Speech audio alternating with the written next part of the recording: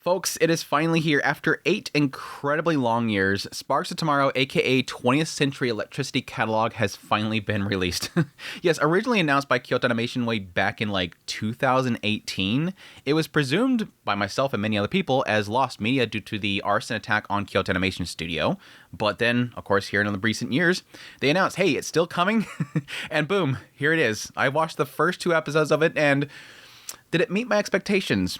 Not quite yet. I'll be truthful, it hasn't really quite grabbed me yet. This is honestly something that I've been extremely excited for a long time because I love period piece dramas. Like things like, Shogun Mokuroku Shinju, a series that takes place in like the Meiji era, an alternate history, a drama series, a series about inspiration and what it kind of brings to you, the art of almost like inventing things. How do you portray that? That's the stuff that I really like to eat up, but it hasn't really gotten there. Like there's this element that's within this first 2 episodes that is kind of bugging me, and it's mostly around Yosuke.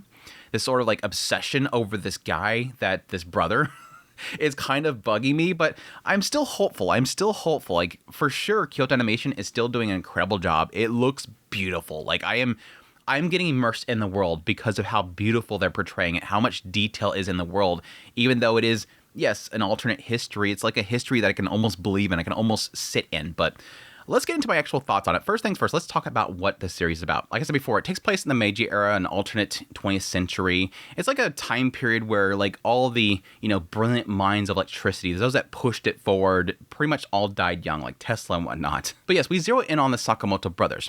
Now, the eldest brother, Soroko, he's all about pushing electricity. He wants to evolve it. He wants to make the 20th century be the century of electricity.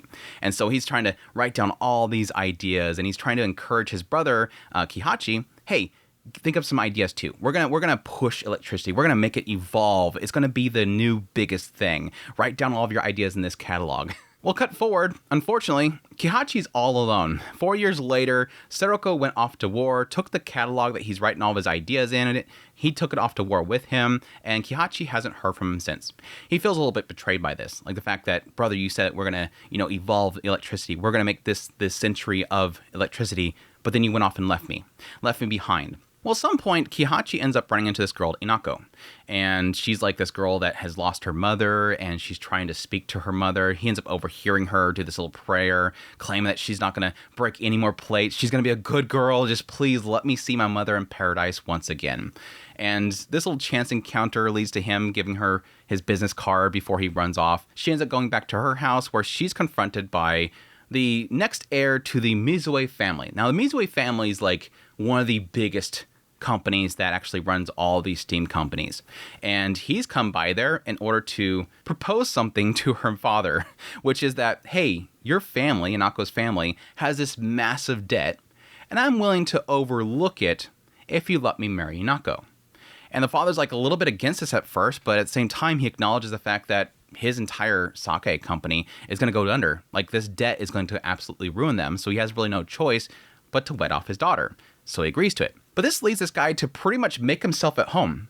He goes through the entire house and starts ransacking it, looking for something. But we come to find out, Inako's older sister rushes over to one location, grabs this little box that has a booklet in it, gives it to Inako, and tells her to go to Kihachi, the boy that she just met.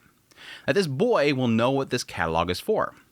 Well, she goes over there, gives Kihachi this book, and he freaks out. It is the electricity catalog. It's the catalog that my brother and me were making together. This thing that has all these ideas to push electricity forward. All these advancements that we were thinking of. My brother's brilliant. He had all these ideas in it. Well, we find out this guy from the Mizue family is actually there to find that catalog too. He's actually the guy that was with Kihachi and his older brother trying to spread electricity. And he's desperate to find this catalog so that he can seek out and fulfill the dream that this guy had. And that's basically the gist of Sparks of Tomorrow so far. Like I said earlier, I'm very, very, very mixed on this show so far. Let me get into what I love about this show first. Yes, first things first. Kyoto Animation. It looks absolutely incredible. I love the styling of this show. I've always loved the work that Kyoto Animation puts in their work. It's like a lot of passion. There's almost like a love for the art that they're doing. The art style itself is so consistent and absolutely beautiful. There's a thing about Kyoto Animation that I think a lot of other studios sort of lack, and it's the fact they have like a cohesion. Like the studio itself, the director, everybody working on it, the artists, everybody, the animators, they all have sort of like these boundaries that they work in, and there's a lot of checks and balances that keep everything looking consistent and beautiful. It looks incredible. The eyes, the characters, the backdrops. Holy crap. Like I said earlier, there's an immersion aspect here. There's an absolute immersion aspect here that they just pull off. This world is just breathing. And I love that aspect about it. All the backgrounds, the pipes and everything that's kind of just overtaken this world because everything is steam is so beautifully portrayed. I do have one criticism though, and it's the fact of how they portray comedy in this series so far. Like these little moments of just quirkiness that seems to pop up now and then. Like for example, you have this one little moment where Kihachi is like getting a little geeky about the technology of the stuff that he has in front of him, and he's kind of blabbing off to Inako how this thing functions. And his mouth kind of turns into this little like, I don't know, like really early like 60s comedy routine character with like this little flappy beak that's just going off, and it's like, okay, that's a little bit like immersion breaking. Like it just suddenly the character's face completely contorts, and it removes me from like this very like beautiful world for a second. And I go back into it. And I start to, get, immersed once again. And then you'll have this other moment where this Mizue guy is like trying to grab Inako inside of this car. And suddenly it's got this big old like close up of his face that pops up off to the side, and his butt's like wiggling in front of the screen. And he's screaming about his eyes getting smoke in it. And it's just like, again, immersion breaking. Like the transition there kind of messed up. There's like 4 points where it tries to portray comedy in a way that just doesn't fit. And it really kind of ruins the mood of this show itself and just kind of snaps me out of it. But that aside, again, like I said, it's beautiful. The visuals are beautiful. The directing's on point. Everything else is just so good. But the story, though, I'm very mixed on this. I really hope that there's something else here that they can get into, because so far I'm not really sold on the story and the concept of the story itself. The idea here really is you have these two brothers that were seeking to change the world, and they had this inspiration and this desire to seek this one thing to bring to the world. It is a lot to do with sort of, again, the element of genius and inspiration and inventing. How does one get the inspiration to invent? And it seems like it's doing that a lot with Kihachi's character. I do like Kihachi's character. Kihachi is somebody that was sort of, again, pushed by his brother to seek to evolve electricity, and then upon seeing what his brother was creating, he became inspired in his own way to want to advance electricity, but he always feels like he's in the shadow of his brother, and he never feels like his inventions are good. My brother's inventions are amazing. My brother would pull this stuff off, but I could never. He lacks any self-confidence. So every time it comes to something that he creates and he shows it to somebody else, they may be impressed by it, especially Nako, but he himself has no trust in himself, really. So when it comes to the bulb, he's downplaying it. She's going, no, it's incredible. This could be the next big future. No, it won't. Oh, here's this like massive kite thing that we can use to get away, but I've never used it before, and it probably sucks. It's probably not going to work. No, it'll work. I think it's going to come down to the core of the story is going to be Kihachi himself believing that he was writing his brother's ideas, but in actuality, Kihachi understood the concepts and was writing down his own stuff. It's just that he, and especially, Mizue, they didn't think that. Inako so far, I'm kind of mixed on. She's cute, and I like that she's sort of this encouraging presence to the story, but I'm not really too sold on her as a character quite yet. What she's sort of facilitating so far is somebody that is all about believing. Whereas Kihachi doesn't believe in himself, Inako believes in other things like unconditionally. She believes in God. She believes in the heavens. She believes in this place that her mother's at. She believes in Kihachi's inventions. That's all she does. She basically says that's her thing.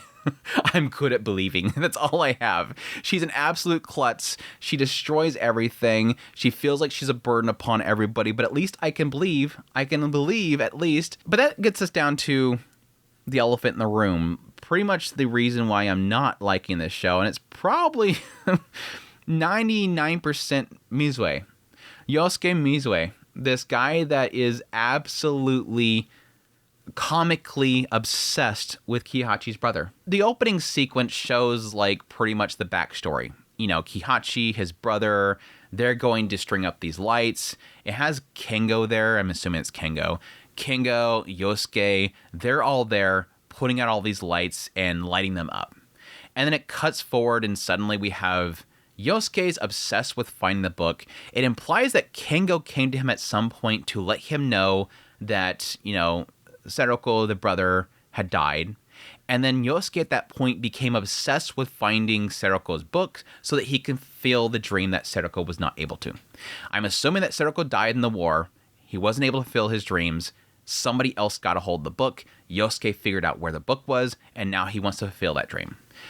Now, the question mark is, how did Noriko get it? Based on how Kengo was looking at her, I'm assuming that Noriko, Inako's sister, I'm assuming that she got the book from Saroko before he went off to war, that they may have been potentially lovers, and that she's been keeping that book for him ever since. And now that she's found out the other Sakamoto brothers there, she wants to get that book to the rightful owner. But again, going back to Yosuke, he's literally the biggest stain on the show so far. Like, his presence just makes everything feel off. He's just insanely obsessed with this guy. And he's got that whole I'm going to fulfill everything for you, Saroko.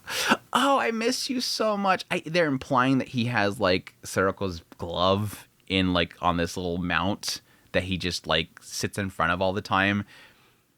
It's just, it's one of those things where it's everything in this show so far is beautiful and it's a great concept here. And then you have this absolutely Looney Tunes villain character that just ruins everything.